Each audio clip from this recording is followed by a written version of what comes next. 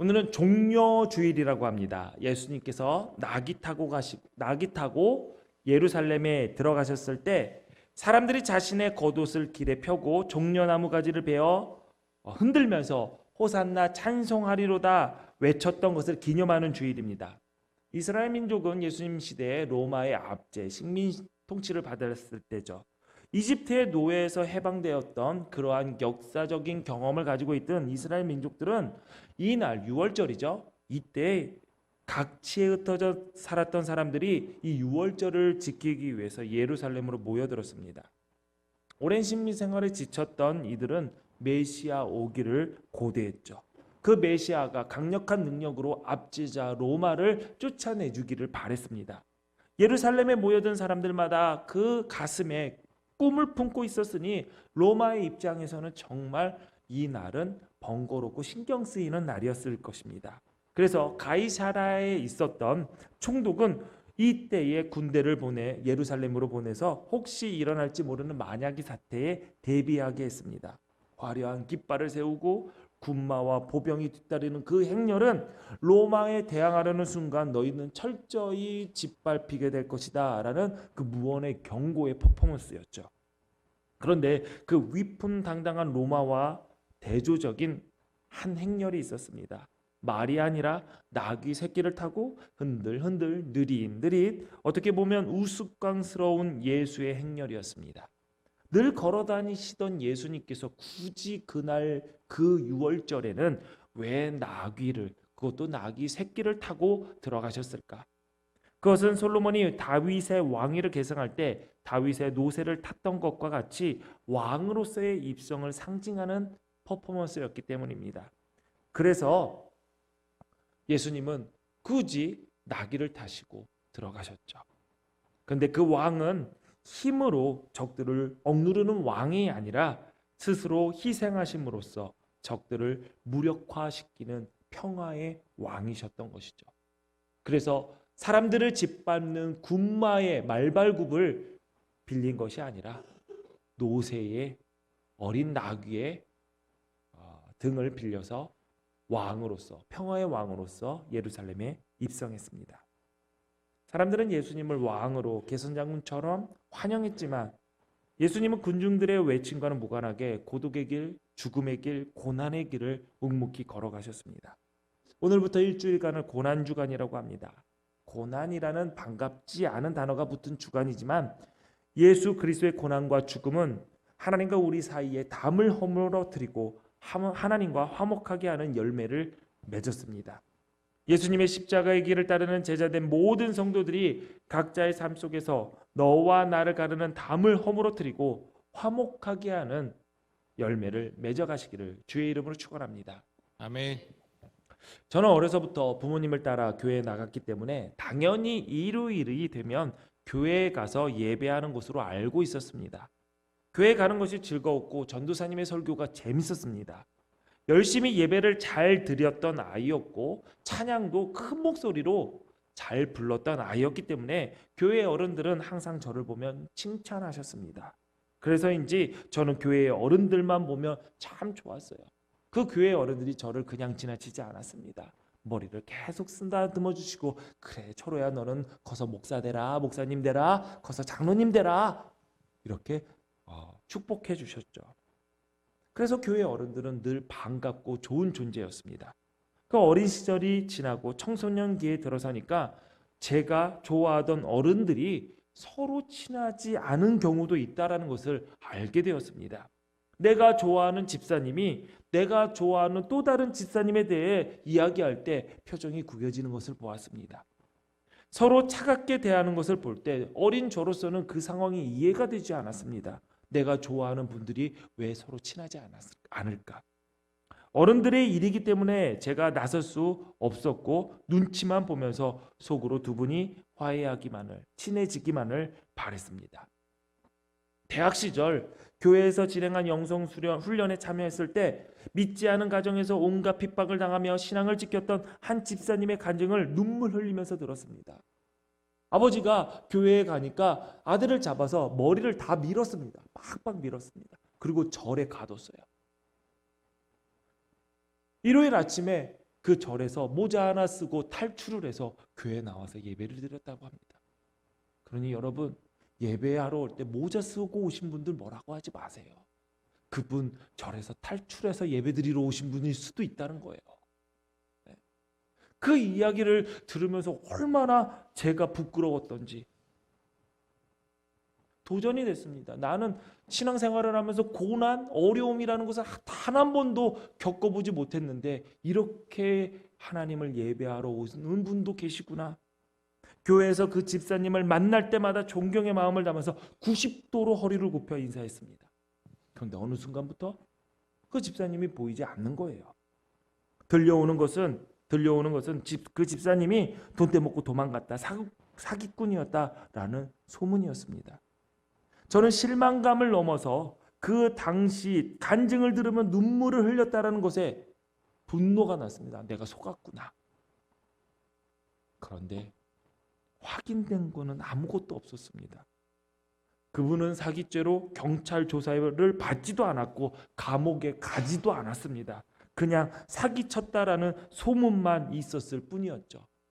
지금 생각하면 누군가가 약간 좀 서운한 게 있었던 것이 같았습니다. 한참 지난 후 그 집사님이 보였습니다. 교회에서 다시 보였어요. 감옥에 가지도 않았고 경찰 조사도 받지 않았고 그냥 교회를 열심히 다녔는데 어디를 갔다 왔나 봤더니 외국의 사업을 좀 새로운 길을 개척하기 위해서 외국에서 한 몇 개월 있다가 돌아왔는데 그 빈자리, 그 빈 시간에 감옥에 갔다, 사기를 쳤다, 별 얘기가 다 들렸던 것이죠.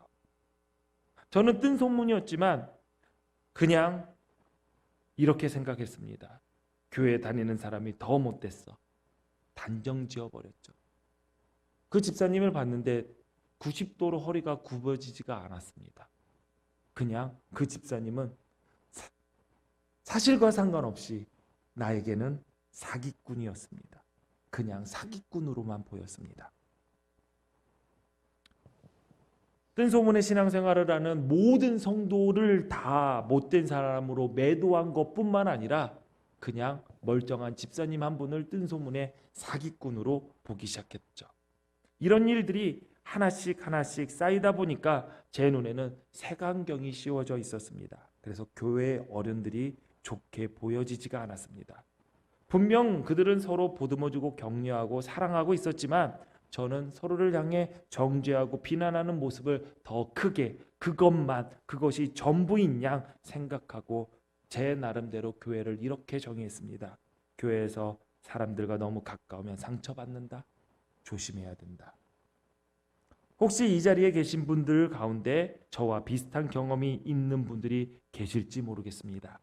어느덧 저도 나이가 들어서 색안경 끼고 바라봤던 그 어른들의 나이가 되었습니다. 우리 교회 청소년, 청년들, 어린이들이 여럿 많이 있는데 이 젊은이들이 혹시나 저의 젊은 시절의 경험과 같이 나의 행동과 말 한마디로 하나님을 예배하고 신앙생활을 하는데 방해받고 있지 않는지, 하나님의 아들 예수 그리스도의 핏값으로 사신 이 교회를 잘못 오해하게 만들고 있지는 않은지 두렵습니다.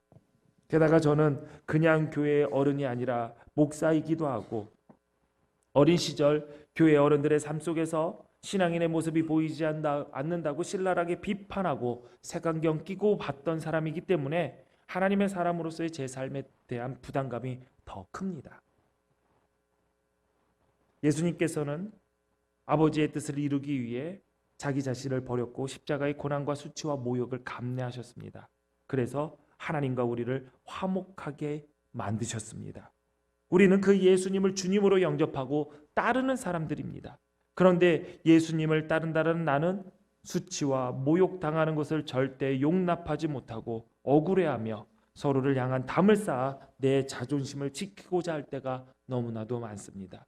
내가 절대로 망가지는 것, 내가 절대로 바닥으로 내려앉는 것을 이해하지 못하고 받아들일 수가 없는 경우가 많습니다. 화목을 깨트린다라는 것을 알면서도 뜬 소문을 전달하고 뜬 소문에 흔들릴 때도 많습니다. 사실 저는 여러분들이 아실지 모르겠지만 교회의 헌금을 손대고 있다라고 오해를 받은 목사 중에 하나입니다. 억울했습니다. 왜? 왜냐하면 우리 교회는 그렇게 넉넉한 교회가 아닙니다. 그래서 손댈 게 없습니다. 오히려 제가 열심히 번 돈을 집어넣어야지 사실 이 교회가 무리 없이 운영되고 있는 수준입니다. 그런데 왜 그런 소문이 났을까요? 억울합니다. 정말 팔짝 뛸 것 같습니다. 그런데 한 명씩 한 명씩 어디까지 퍼지지도 못한 퍼졌는지도 알지도 못하는 그 소문을 찾아다니면서 변명이 아니요, 진실을 얘기하기에는 너무나도 시간이 아까웠죠. 저는 명예를 탐하는 목사로 손가락질을 받기도 했습니다. 저에게 명예가 뭘까요? 저는 가장 귀한 명예는 거룩한 하나님의 사람이라는 그러한 호칭, 크리스천, 성도라는 호칭이다라고 생각을 하고 하는데, 저는 젖들려고 너무 노력하고 그거를 치밀하게 계획한다는 그러한 듣도 보도 못한 누구야, 너야 라는 그런 얘기도 들었습니다. 여러분, 젖들까요? 네? 좀 큰 교회 갈까요? 그 방송에도 좀 많이 탈까요? 여러분, 제가 방송에 작년까지 계속 방송에 나온 거 여러분 아셨어요? 진짜 모르셨어요?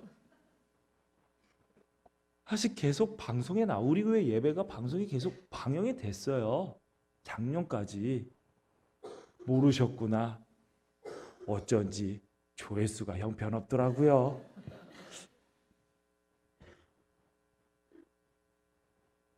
저는 조금 그런 얘기를 들었습니다. 여러분, 목사가 조심해야 될 게 세 가지랍니다. 뭐죠? 돈, 명예, 여자. 이제 저 딱 하나 남았습니다. 여자 얘기 들릴지 모르라. 그런데 감사한 거는 24시간 중 23시간 30분 정도를 우리 아내랑 늘 같이 하고 있기 때문에 내보면 내봐라 하고 살아가고 있습니다. 왜냐하면 우리 아내가 다 막아줄 것 같아요. 네.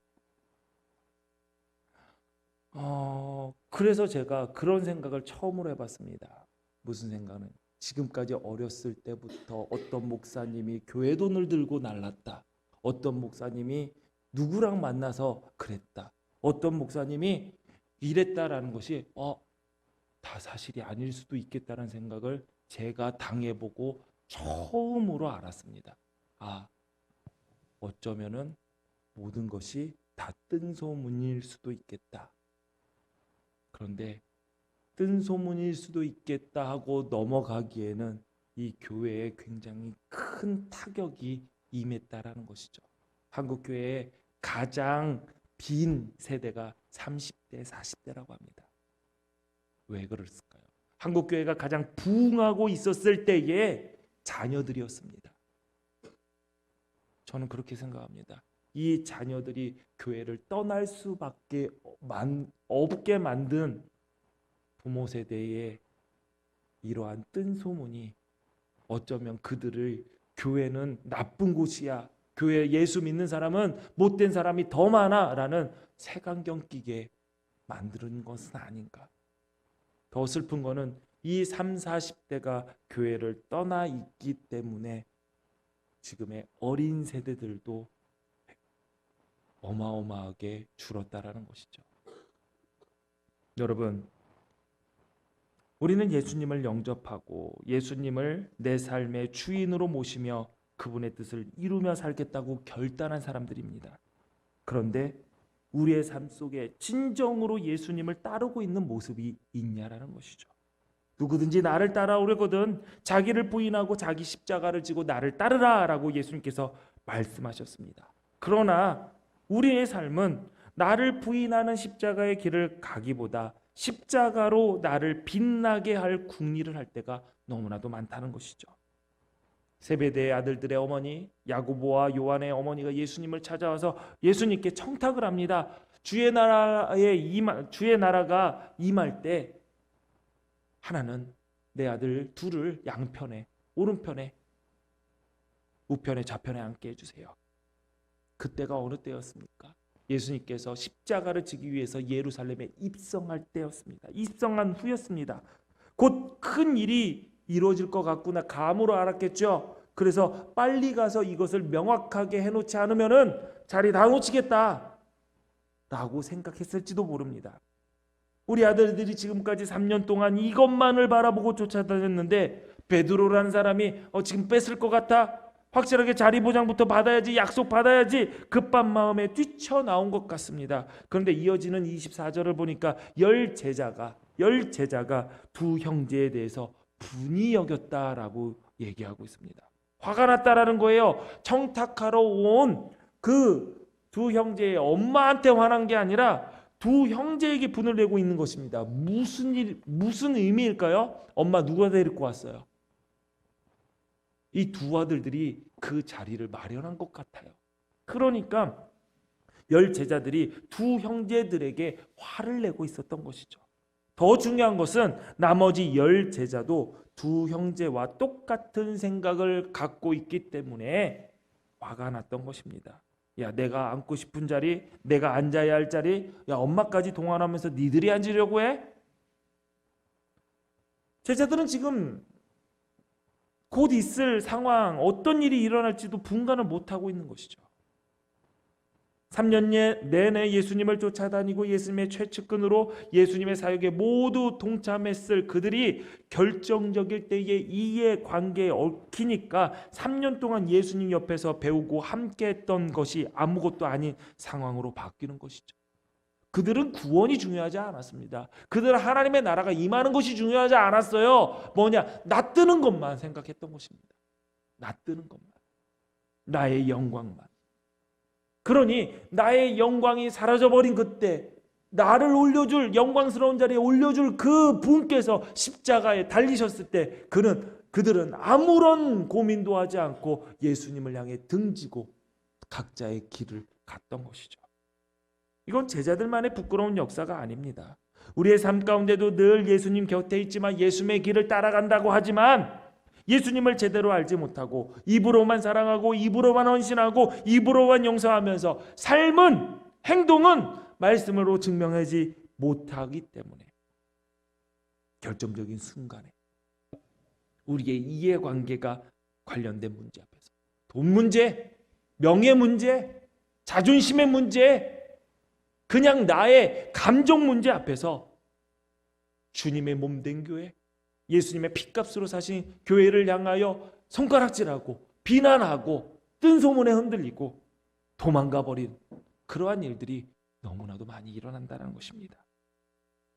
거룩하게 신앙생활을 하고 있다가도 그 말도 안 되는 조그만 이해관계 속에 정말 100원만도 못한 그러한 가치 앞에서 손해볼 것 같으면 앞뒤 볼 것 없이 물고 뜯고 싸우는 이런 말도 안 되는 일이 왜 생기냐?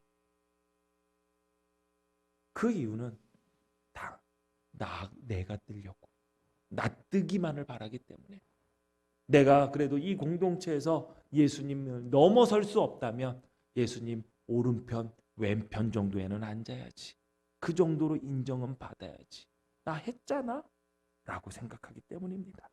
그런데 예수님께서는 자기를 부인하래요. 자기 십자가를 지고 따르라고. 여전히 내 십자가는 내려놓고 내 보따리를 들고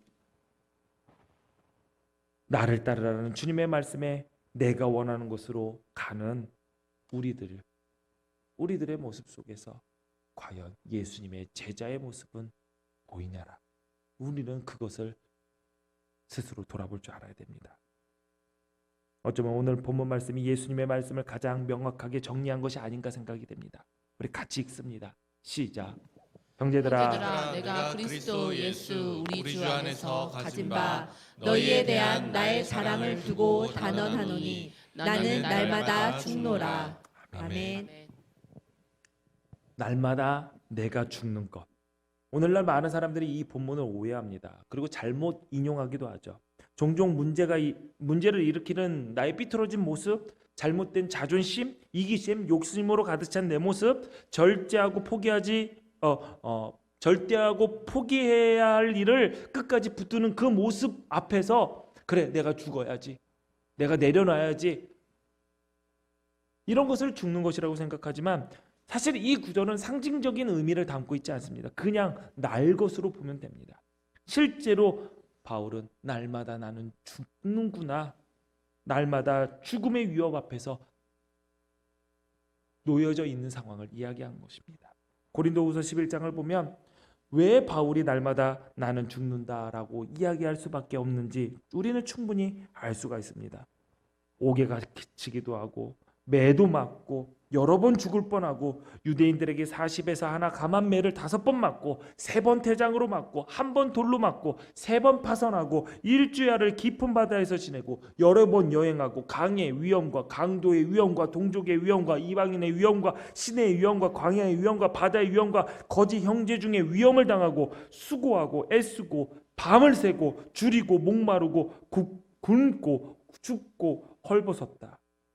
도대체 바울이라는 그 시대의 금수저가 무엇 때문에 이런 삶을 살았을까요? 사람의 머리로서는 이해할 수 없는 저 바울의 삶을 한마디로 정리하면 바울은 이렇게 얘기합니다. 나는 날마다 죽어. 나는 날마다 죽노라. 그런데 이런 삶을 살았던 이유가 있어요. 바로 그렇게 죽는 삶이 예수님의 십자가를 따르는 삶이었기 때문입니다. 우리는 이러한 삶을 사명이라고 이야기합니다. 우리를 돌아볼까요? 여러분, 예수 믿기 때문에, 예수님을 따르는 삶을 살고 있기 때문에 이런 죽음의 위협과 고통을 경험하면서 살고 계십니까? 여러분, 우리 가운데 그런 고통과 위험 앞에 사는 분은 아무도 없습니다. 너무 편해서 문제죠. 혹시 신앙생활을 하면서 내가 경험하는 죽음의 위협과 같은 고통은 일주일마다 한 번씩 예배 시간에 나오는 이 시간 빼는 거 아닙니까? 혹여나 집에서 시간 다 됐는데 11시 예배인데 10시 50분까지 침대에서 나오지 않는 내 자녀를 깨우는 것이 죽음과 같은 위협이라고 생각하고 있지 않습니까? 집에서 가지 못하는, 교회 가지 마라, 신앙생활 하지 못하게 반대하는 배우자의 눈을 피해서 몰래 나오는 것이 죽음과 같은 위협으로 생각하고 있지는 않습니까? 아니면 없는 살림에 헌금하는 거, 그것이 죽음과 같은 위협일 수도 있고, 정말 시간 없이 놀 시간도 없는데 말씀 봐라, 기도해라, 영성생활을 해야 되는 그 시간을 빼는 것도 죽음과 같이 죽음의 위협과 고통이라고 생각하는 분들이 있을지 모르겠습니다. 나는 날마다 죽노라, 이 구절은 정말 죽는 겁니다. 죽음의 위험이 있다 하더라도 나는 기꺼이 죽을 준비가 되어 있다라고 결단을 표현하는 것입니다.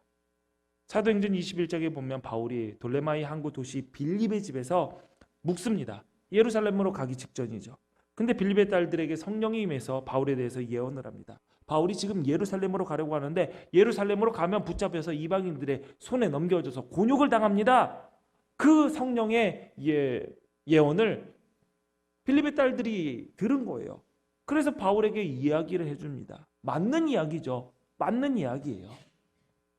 틀린 이야기가 아니에요. 바울이 야 그런 헛소리 하지 마, 그런 재수없는 얘기 하지 마 라고 안 했습니다. 뭐라고 얘기했을까요? 그럴지라도 나는 가겠다. 사도행전 21장 13절에 여러분이 어찌하여 울어 내 마음을 상하게 하느냐, 나는 주 예수 이름을 위하여 결박당할 뿐 아니라 예루살렘에서 죽을 것도 각오하였노라.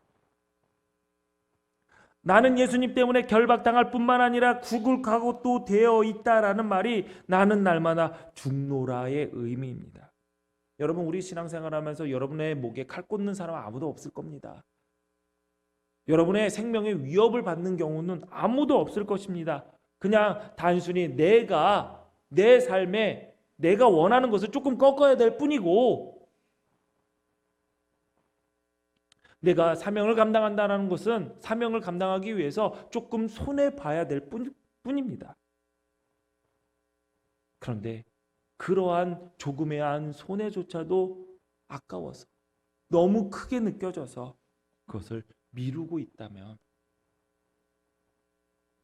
우리는 과연 예수님의 그 십자가의 길을 따라가는 하나님의 백성, 예수님의 제자라고 할 수 있을까요? 우리의 인생의 목표는 무엇일까요? 여러분 스스로에게 내 삶의 목표는 무엇인가 한번 물어보셨습니까? 내 꿈은 무엇인가? 어린 청소년들, 어린이들에게 너희 꿈이 뭐냐라고 물으면 다 직업을 얘기합니다. 난 뭐가 되겠습니다. 뭐가 되겠습니다. 그렇죠. 뭐 학교에서 장래 희망, 꿈. 근데 저희 아들에게 그렇게 저희 아들이 그거를 적어가야 돼서 제가 그랬습니다. 하나님 잘 섬기는 사람. 그랬더니 돌아왔어요. 직업으로 써달라고 선생님이 문자가 왔습니다. 그래서 교사 그랬습니다. 만만한 게 교사라고 해서 교사 어렵던데 임용고사 그거 붙인 거 어렵던데 교사 썼어요. 그러다가 목사도 썼더니 아들이 별로 안 좋아하는 것 같아요. 지우더라고. 그래서 축구 선수. 그건 제가 안 좋아서 다시 지웠어요. 제가. 그래서 교사 또 썼습니다. 또 인생의 목표. 근데 직업을 가지신 분들에게 꿈이 무엇입니까? 목표가 무엇입니까? 그러면 없어요. 없는 분들이 굉장히 많아요. 인생의 목표에서 그리고 이제 이야기하시는 분들이 있어요. 근데 여러 가지 이야기를 하면 마음이 다 드러나요. 근데 그 인생의 목표에서 사명이라는 것, 내가 예수님의 그 십자가의 길을 따라가는 것이 얼만큼 차지하는지 한번 여러분 스스로에게 물어보셨습니까? 내가 예수님을 따르기 위해서 나는 날마다 죽노라 하는 그 마음이 여러분의 꿈에, 여러분의 미래에 대한 희망에 포함이 되어 있냐는 거죠. 아니 목사님 그냥 신앙생활 열심히 잘하면 되지 않습니까? 예배 빠지지 않고 헌금 잘하고 봉사까지 하는데 더 해야 되나요? 굳이 죽어야 되나요? 왜 나는 매일매일 죽는다라는 그 위험한 이야기를 해야 됩니까? 물으실 수 있습니다. 그러나 매일 나는 죽는다라는 그 삶이 사실 우리 주님께서 우리에게 요구하시는 삶이자 우리가 그렇게 원하는 영광의 자리, 생명의 길이기 때문입니다. 마태복음 16장 25절에 예수님께서 누구든지 제 목숨을 구원하고자 하면 잃을 것이요 누구든지 나를 위하여 제 목숨을 잃으면 찾으리라 라고 하셨습니다. 갈라디아서 2장 20절에 내가 그리스도와 함께 십자가에 못 박혔나니 그런즉 이제는 내가 사는 것이 아니요 오직 내 안에 그리스도께서 사시는 것이라. 이제 내가 육체 가운데 사는 것은 나를 사랑하사 나를 위하여 자기 자신을 버리신 하나님의 아들을 믿는 믿음 안에서 사는 것이라 라고 했습니다. 죽는 것이 구원의 삶이자 예수님을 따르는 길이고 그리스도와 함께 십자가에 못 박힌 삶, 그래서 내가 사는 것이 아니라 내 안에 그리스도께서 살아가는 것이고 그것이 믿음 안에서 사는 삶이다 라고 이야기를 합니다. 여러분, 여러분의 삶의 가장 가치를 두고 있는 것이 무엇입니까? 무엇을 가장 높게 두고 계십니까? 여러분 잘 생각해 보십시오. 여러분이 지금 고3이라고 생각해 봅시다. 그래서 원서를 썼어요. 그러면 어디 써야 되죠? 여러분 수준이면 딱 거기 써야 되잖아요. 서울대. 그렇죠? 우리 서울대 썼어요. 다 썼어요. 그리고 너무 멀어. 그래서 가까운 데 썼어요. 여기 SM대, B대, HS대 그런 데 썼어요. 그렇게 4개 썼어요. 뭐 썼다고요? 처음에? 서울대. 우리 갈 수 있잖아요. 그 정도 되잖아요. 그치? 우리 중학생들? 다 갈 수 있잖아. 갖다 쳐. 그래서 발표 날이 뭐냐면 오늘 발표하고 그 나머지 SM대나 B대나 H대는 다 다음 주에 발표해요. 근데 오늘 딱 봤더니 뭐라고 써 있냐면 콩그레츄레이션. 붙었어. 그럼 다음 주에 여러분 나머지 대학 발표 볼 사람? 뭘 봐? 볼 게 뭐 있어? 안 보잖아요. 근데 우리의 삶 가운데는 서울대 발표가 났는데 하나님 나라의 백성이라는 영생이 주어졌는데 나머지 세상 것의 발표에 너무나도 신경 쓸 때가 많아. 이거 못 먹었네. 이거 먹었다. 왜 그렇게 살까요? 하나가 되면은 나머지는 그게 우선순위고 그게 최우선순위입니다. 여러분 우리가 그것이 정리가 안 돼가지고 주님의 길을 따라가지 내가 죽는다라고 하면은 영생이 우리에게 주어진다는 것을 아는데 그것을 그 최고의 가치를 위의 것을 하나님께서 허락하셨는데도 불구하고 나머지의 땅의 것, 세상의 것에 관심 갖는 삶. 하나님 보시면은 답답할 것 같아요. 답답할 것 같아요. 가끔가다 생각해 보세요. 내가 너무 땅의 것에 집중한다면 지금 내가 어떤 사람인지, 어디에 합격해서 어디에 하나님 나라의 백성이라는 시민권이 주어졌는데 왜 다른 것에 눈 돌리고 있는지 한번 스스로를 돌아보세요. 여러분, 예수님을 따르는 삶, 매일 나는 죽는다의 삶, 사명자의 삶이 내 삶에서 어떻게 살아가는가 구체적으로 한번 얘기해 보겠습니다. 사도 요한이 이렇게 얘기했습니다. 요한복음 1장 23절에 나는 선지자 이사야의 말과 같이 주의 길을 곧게 하려고 광야에서 외치는 자의 소리다. 세례 요한이 말하고 있는 광야의 소리는 무엇인가? 예수님의 길을 미리 준비하는 소리라고 하고 있습니다. 소리는 주인의 의도한 바를 전달하는 수단입니다. 그리고 그 소리는 자신의 임무를 완수하는 동시에 사라져 버립니다. 소리를 전달할 때 가장 큰 문제가 되는 것이 무엇인 줄 아십니까? 안 들리는 거요? 예, 안 들리는 것도 문제지만 들리는데 문제가 되는 것이 있습니다. 뭐냐면 소리가 사라지지 않는 것. 앞에서 들린 소리가 사라지지 않고 뒤에서 계속 이어지는 것이 문제가 됩니다. 소리가 없어지지 않으려고 하는 것을 뭐라고 하면 에코라고 하죠. 에코. 계속 울리려고 하는 소리의 흔적들입니다. 사람은 미련이 남아요. 그래서 나의 흔적이 남았으면 좋겠는 거예요. 유명 관광지에 가면은 꼭 쓰여진 게 있죠. 몇 월 며칠 아무개와 아무개 다녀왔다. 그리고 뭐 아무개 하트 아무개 다 헤어졌으면서 남산에 가보면 그 수많은 자물쇠를 보면서 여기에서 몇 명이 지금 묶여 있을까 그런 생각도 합니다. 여러분, 사명자에게는 그 무언가를 남기고자 하는 욕심이 뒤이어 나오는 주인의 목소리를 방해하는 에코가 되기 때문에 바로 사라져 버림으로써 그 사명을 완수하게 됩니다. 매일 나는 죽는다라는 의미는 바울이 그 사명을 제대로 감당하고자 하는 처절한 울부짖음이었다는 거죠. 내가 사라져야지, 내가 날마다 죽어야지, 내 소리가 빠져야지 그리스도의 소리가 남는다. 그리스도가 남게 된다. 바울은 이것을 알고 있었던 것입니다. 빌립보서 1장 20절 말씀 우리 같이 읽어볼까요? 시작. 나의 간절한 기대와 소망을 따라 아무 일에든지 부끄러워하지 아니하고 지금도 전과 같이 온전히 담대하여 살든지 죽든지 내 몸에서 그리스도가 존귀하게 되게 하려 하나니. 아멘. 아멘. 여러분, 우리의 삶의 목표, 우리의 삶의 결론은 나로 말미암아 예수님께서 존귀케 되는 것입니다. 아멘. 이것이 우리의 사명의 모습입니다. 그렇다면 어떻게 죽는 그 실제의 죽음 위협 앞에서 언제든지 죽을 준비가 되었다고 담대하게 이야기할 수 있을까요? 그것은 부활의 신앙이 있기 때문입니다. 바울은 부활하신 주님을 만났고 영생의 약속, 진정 가치 있는 것을 알게 되었죠.